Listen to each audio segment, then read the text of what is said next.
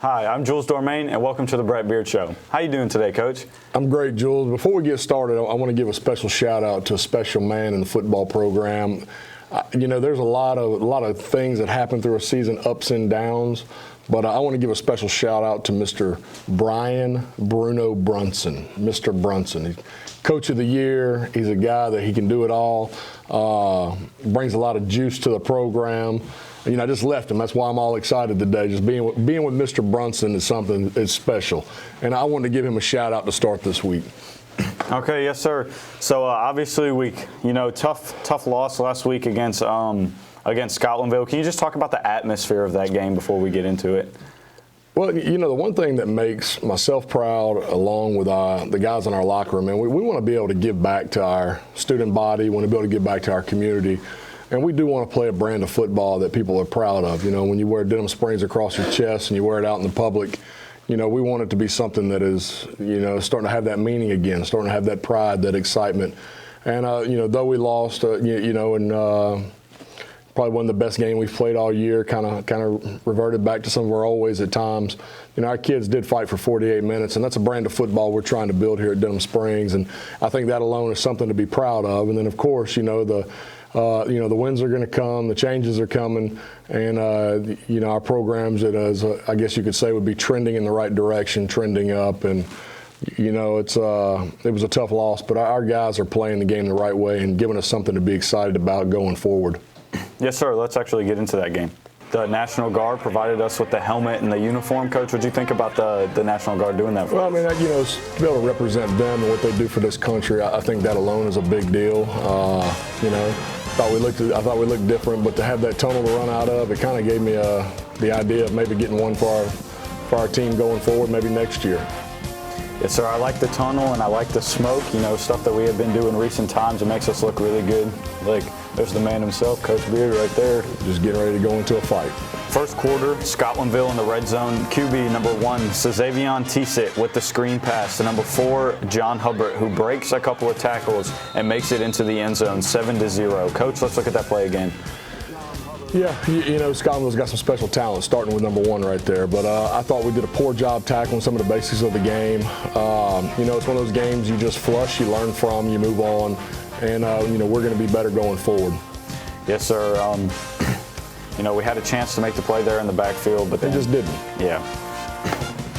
Jackets ball, number 5, McNeely, handoff to number 7, Micah Harrison for a big gain down the sideline. The Jackets would give it back to the Hornets. Number 1, Tisit, handoff to number 26, Marlon Gunn, who runs for a huge gain after breaking a couple of tackles, throwing a couple of guys down.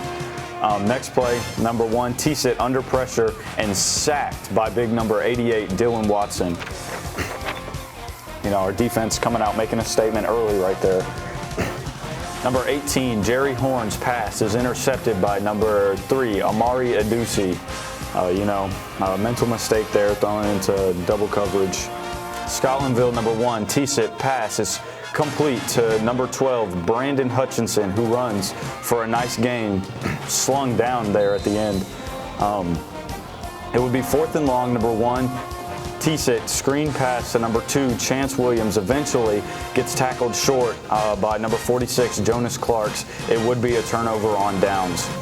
Jackets would stall. Scotlandville's on offense now. Number 1, scrambling around in the pocket, getting past multiple Jacket defenders, pass downfield to number 12, Hutchinson, who runs for a big gain before being caught from behind by number 10, Jed Cambry.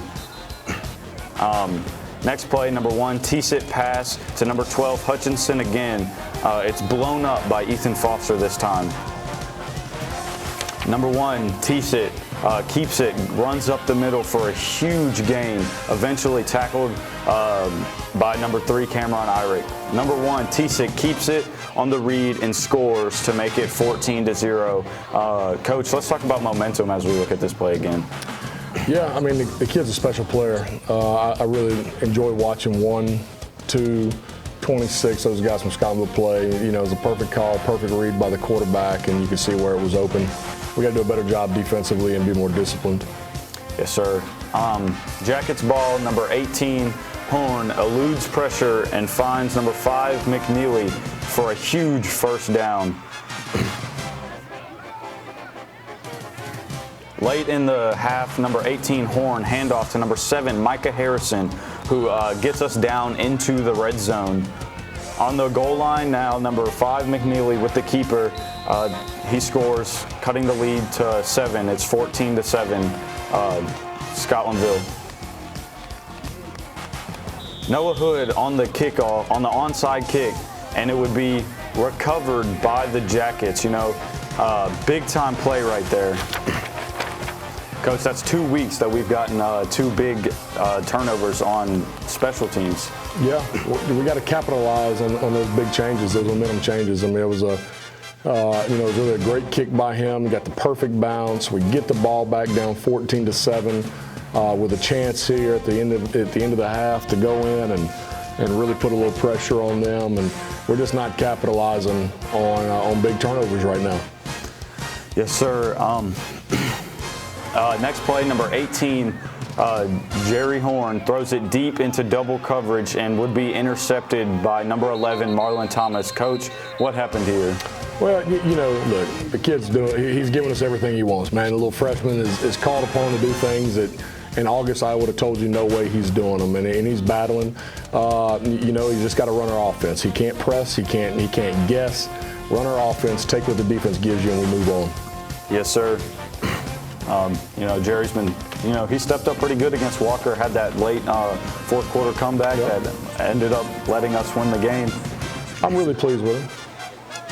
Second half, number 1, T-Sit, handoff to number 2, Williams. Ball is fumbled, but it goes to lineman number 55, Caleb Hill, who runs for a few more yards. Next play, number 1, T-Sit, touchdown pass to number 12, Hutchinson, makes it 21-7, Scotlandville. Coach, what happened on this play? Yeah, he sucked our linebackers up with the read right there. Patient. Number 12 runs a good route right there, gets across our safety's face, and is wide open. We got to do a better job there, be more disciplined on the back end and not let those guys inside, let them make that easy throw. Hornets backed up in their own end zone. Number 1, T-Sit pass to number 12 again, but this time he would be tackled by number 85, Deshaun McBride. Big play right there. Next play, number 1, T-Sit under pressure in the end zone, eludes it, and gets the ball downfield to number 4, John Hubbard, who runs down the sideline for a nice gain. Next play, number 1, handoff to number 2, Williams, who makes multiple moves in open field, making multiple people miss, and Jackets just struggling to bring him down, but finally do right here at the end. Coach, what happened on this play? Yeah, it just goes back to some of the basics we struggled on right there. I mean, 2's a special player, no doubt, but we try to stay high on this kid, tackle him up high, which you cannot do. We got to break down. We can't miss. We got to keep pursuing the football. We got to do a better job of on contact making the play, and that's really all it is. And that was, like I said, we've been pretty good at that up until this past week, which happens in the game of football, and we're going to be ready to get that corrected going forward. Yes, sir. Number 1, handoff to number 26, Gunn, who runs it into the end zone to make it 28-7, Scotlandville. Jackets back on offense, but number 18 is sacked. Next play, number 18, Jerry Horn, pass off to number 5, McNeely, who runs down the sideline, finding a hole and, getting the big gain there, something that our offense really needed. Number 8, handoff again to number 5, McNeely, who scores to cut the lead to 28-14. Coach, we're down by 2 plays. Just talk about our offense as we look at this play again. Well, it was a huge answering up right there. I mean, you go 28-14. It's a 2-play ball game at this point. You've had some chunk plays. You've resembled running an offense, putting some plays together. You cut it to 2. We got to continue to roll, and you got to put our defense out there to get a stop. It's the fourth quarter now. Number 1, T-Sit, handoff to number 2, Williams, who makes a move and is gone for the long touchdown run. 35-14, Jackets are down. The Jackets would stall again. Number 1, T-Sit, pass complete to number 4, Hubbard, but Ethan Foster makes a huge defensive play, stripping the ball. Coach, let's look at this play again. Yeah, but I mean, these are the qualities you look for in a football program. I mean, you're down 3 scores right here. It's late in the game. Our guys are still flying around. They're still wanting the victory. They're still wanting to play. They never quit fighting. That's a testament to these young men and what they've been through and what they're doing, and that right there was huge. Yes, sir. You had talked about us playing for all the minutes of the game, and this really shows that our team wanted to play every single minute of this game and never stop fighting.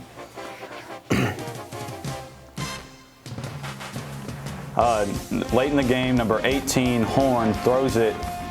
Ball would be knocked down and incomplete. Final score would be 35-14, Scotlandville. The stats, Jerry Horn, 3 for 13 passing, 43 yards and 2 interceptions. Ray McNeely, 6 rushes for 27 yards and 2 touchdowns. Our defensive unit, 2 fumble recoveries and 1 onside kick recovery by the special teams. So, Coach, as we look back at the loss, what were some building points that we can take from this game? Well, I'm going to talk about 3 different guys right here. One, Caleb Mitchell. He's become such a weapon as a punter. Ideally, you like to end every possession with a kick, and that's either a PAT, a field goal, a touchdown, or a punt. And when you punt, it's a punt that flips the field. It gives you the field advantage. And I thought he's done a phenomenal job, and he did again Friday night, giving us a chance. Noah Hood continues to stay perfect on PATs, had the onside kick, but he's really done everything we've asked of him and is really new to the game of football, and it could be a steal for somebody just because he is so fresh and young to the game. And then probably one of my favorite spots on Friday night, if you notice, number 85, Deshaun McBride, showed up on film for the first time this year. He's a sophomore, but you can see he's a pretty athlete. He's a pretty kid. He's long. He's athletic. He's intelligent, and his game has come such a long way. And it's one of those things that he's called upon to go in, and you're sitting there going, "Oh, this could be bad." And you talk about just ringing the bell. I mean, the kid answered up and did everything and more that we thought a sophomore in that position could do. And because of it, we now have a level of comfort with that kid and his job, or his ability to do his job. So, we're really excited about Deshaun McBride going forward, and we have 2 more good years with him along with his playoff run. So there's some bright spots. I mean, there really are. We struggled in some parts of the game that we've been really good at the last few weeks. And, it happens to anybody. The good teams, the great teams have bad days. You just can't have 2 bad days in a row. And the way our guys came back on Sunday to prepare for the playoffs and the way we've worked this week, I'm excited to get back on the field and watch our kids compete and, make everything right again. Yes, sir. Staying on that side of the ball, how do you think our defense played against this Scotlandville offense? Well, other than the poor tackling, we gave up a few big plays. We did some things that kind of resembled some of the old Denham, but our kids competed. I mean, you saw the interception, the fumble recovery there at the end. I mean, those guys never quit. They never gave up on Denham Springs football, and they flew around and they gave us everything. And we were a little nicked up, and guys are fighting through injuries and fighting through being uncomfortable. And there's a lot to be said about where our guys are and defensively. We sometimes still, you have a big turnover or, you get put behind the 8 ball because we're not capitalizing on all those big momentum swings and defense is having to be out on the field a lot. And that's going to catch up to anybody that plays this game no matter what level. I mean, you're on the field that much, it gets tough. And I think our guys are doing a phenomenal job. We've gotten a lot better. And I'm really excited about, seeing their growth with this situation come Friday night. Yes, sir. Flipping over to the other side of the ball, offense. How did you think our offense fared in this game? With Jerry coming in the second quarter, most of the other times he hadn't really been in for most of the game, but we left him in. So what was the thought plan going there? Yeah, when you have a freshman quarterback, everybody has to accept the responsibility of being better. And I'm not sure we're completely there yet. When you're in 5A in the state of Louisiana, with a freshman quarterback, there's no running from the job that's at hand and what has to be done to be successful at this level. I think our running backs are really good players. I think 5 is doing everything he can. I think 7, 4, those guys are doing everything they can. And because of that, when you have those kind of guys, those kind of weapons, we got to get better up front, and we got to get Jerry more comfortable to run our offense. Yes, sir. Speaking on those turnovers, this is 2 weeks in a row that we've had two big turnovers. We had the muffled punt against Walker, and then we had the onside kick recovery. What like clicked in our team that just like got these turnovers? Well, I mean, there's just growth, and I can tell you, I've told you this before, I like to gamble as much as anybody when it comes to the game, and when you have a defense that's playing a lot better, you can take some more shots. You can gamble a little more, and your defensive guys can bail me out of making some calls that people may question or doubt, whatever. It's not that big a deal to me. Whoever, if you don't agree with me, it's not that big a deal. But sometimes where there's not chaos, you got to create chaos. Where there's not momentum, you got to throw a haymaker. And, sometimes it's not the most opportune time. And if it doesn't work, so be it. I made the decision. Sorry. Defense will go bail me out, and we'll be just fine there. But also, that's the fun part of the game. And I think our guys are buying into that energy. I mean, you know what? I want to do some things that maybe people are against, but I trust my kids enough to get the job done. And you know what? If it doesn't work, then I trust my kids enough to get me out of that situation. And once again, I'm not worried about everybody's opinion. I'm trying to win a football game, and I want these kids to experience success. So we'll do everything we got to do going forward. Yes, sir. Looking into next week, what's our injury report? Who's in, who's out? 11 is full go now. He was on a pitch count Friday night. 21 got cleared. The corner, Mason Edwards, he was cleared this week, who had a big game against Central before he went down. Really, everybody is healthy but the quarterback. I mean, if we could make a little run right here, we could possibly get him back, and that would be a huge pickup. But, we're in a good spot. We got some nicks and bruises, but like I tell the kids, there's really only one day of football that you actually feel good, and that's the first day. After that, you're beat up, you're bruised, you're sore, and I love this game, and everybody's got that plays that's got to love it. So that's part of it. Yes, sir. What's the message going out to our team as we head into the playoffs this week? Well, I mean, welcome. This is an earned opportunity that we belong. Our guys belong in this situation. This isn't given to every team, and we've worked all year. We've been through enough to where I think we're battle tested. And you can't let the pressures of the game and the fact that, it could be the end of some careers come Friday night. And you just got to take advantage of every day that we have until it's over. Do your job. I mean, that's really ultimately what it comes down to. Those teams that can handle the pressures of the playoffs and really just hone in on the little details of their job and getting it done. And, I think if our guys do that, they give us a chance. And, don't do too much. Just do your job, do it at a very high level, and watch the game unfold. Yes, sir. This is obviously our second time playing Central. What was the atmosphere last time like that when we were at Central? Well, I mean, it's a big rivalry game and a district game, so now you expect even more, being that it's a do-or-die game. It should be a great atmosphere. I'm sure they'll have lights blinking, and they'll have a big wildcat blown up with kids running out of it, and maybe some motorcycles, some smoke. You'll have Darth Vader and some big swole coach on their sideline with no sleeves. It's really going to be an intense situation. I hope I'm ready for it. Especially the big dude with no sleeves. That's intimidating. Yes, sir. So, speaking on the stadium, obviously DSTV had just put out that stadium video. What does that stadium mean to you as our football coach? Well, I can tell you there's a sense of pride to be the Denham Springs head football coach and be a part of those sidelines, following people such as Drew Nettles and Coach Butch Wax and, Coach Gills, Coach Longs. I mean, every man, Coach Conadies, every man that has stood on that sideline that's a special place to be. And, whether some didn't like the way some of the tenures ended or not, doesn't matter, because we're all Denham Springs football, and to be able to grace those sidelines and wear the purple and gold, I can't tell you the sense of pride I have, and it's a great thing to be a part of, and it's something I really never thought when I took this job, but to be a part of this is something special, and really excited about the foundation that is here for us to grow on. Kind of to wrap it up, I was wondering, what was your favorite playoff moment as either a coach or a player from your career? Well, I mean, look, we went 15-0 my senior year in Alabama, 6A state champions at Vestavia Hills. That was a pretty big feat for us. I loved my high school coaches, still love them to this day, and to be able to give Coach Anderson and all those guys that was a huge deal. And I think every chance you get to play at the next level, and any Saturday, some of my favorite times are the walkthroughs in the hotels and the walkthroughs in the parking lots on a cool fall morning.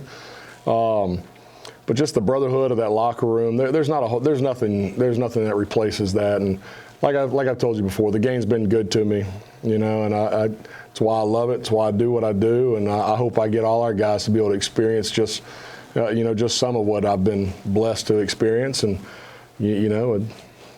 it's just an amazing.